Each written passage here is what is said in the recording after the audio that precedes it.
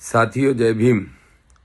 साथियों, आपने देखा मध्य प्रदेश की विधानसभा में नेता प्रतिपक्ष उमंग सिंगार, जो कि आदिवासी जाति से है, और अगर वो कोई मुद्दा उठा रहे उमंग सिंगार, तो एक मंत्री, सीनियर मंत्री कैलाश विजयवर्गीय कहते हैं अपनी औकात में रहो।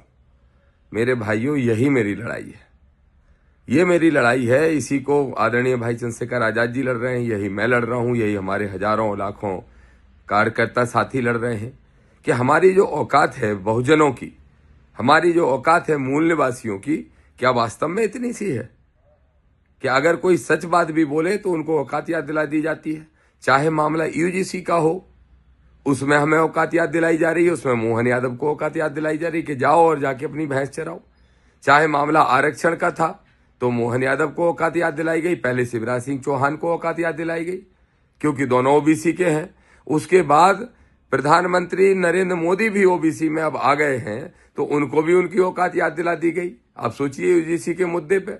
और अब देख लीजिए, कांग्रेस भी, नेता प्रतिपक्ष भी बचे नहीं, वो आदिवासी वर्ग के हैं, मूल निवासी वर्ग के हैं, जो मूल निवासी कहलाता है, उनकी औकात उनको याद दिला दी जाती है। विजय साय भी उसी एक कड़ी का हिस्सा है, जिनसे एक गलती हुई तो उनको भी सूली चढ़ाने का प्रयास किया जा रहा है।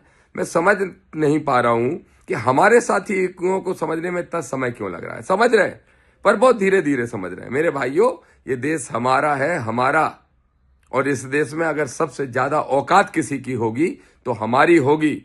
मैं निंदा करता हूं कैलाश विजयवर्गीय की इस सोच की, लेकिन निंदा इसलिए भी नहीं करना चाहिए कि उनकी पार्टी की ही ये सोच है, मनुवादी सोच है।